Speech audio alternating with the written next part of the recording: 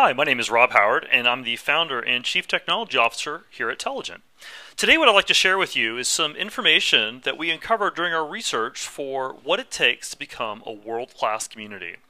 Now, in addition to the materials that I'll be covering briefly in this presentation, you can also find our white paper as well as our on-demand webinar that covers this topic in much more detail on the final slide.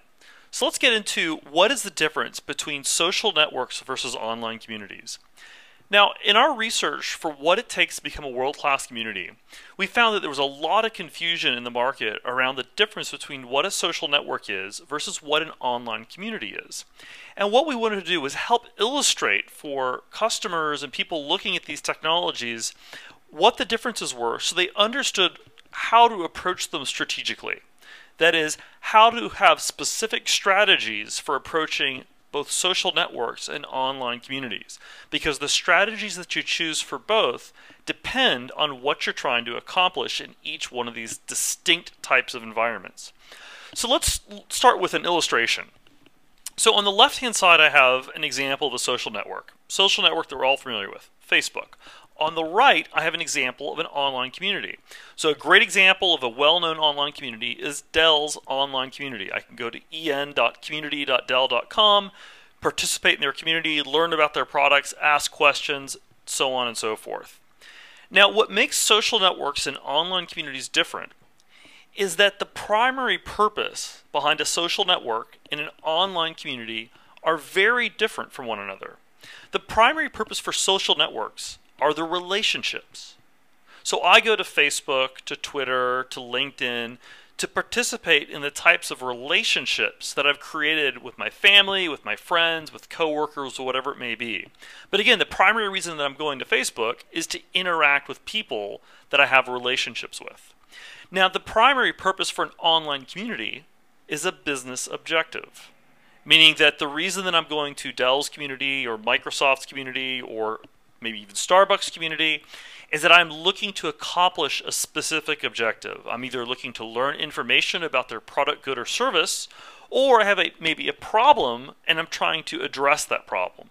So for example, I'm a Dell customer. I have a Dell laptop. If I run into issues with my Dell laptop, I would expect to go to Dell's online community to interact with experts that can help me address the problem that I've run into.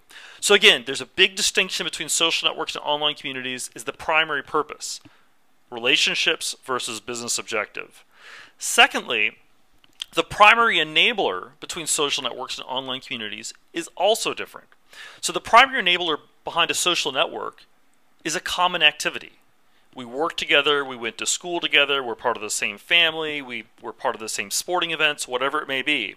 The primary enabler behind online communities is the relationships. What we mean by that is that in an online community, for example, when I participate with other people that have a shared objective, shared passion, shared interest, we then tend to form relationships with one another along the way. Now, the reason all this is important is that as you as an organization begin approaching a strategy for implementing either a Facebook fan page, a Twitter page, or maybe even an online community for your business, and this all it gets framed up in some other research we did in our white paper called the social ecosystem, the way you approach each of these and the strategy that you use will be very distinct and different. And I believe that if you understand the differences between social networks and online communities, you'll ultimately be more successful as you implement your strategy.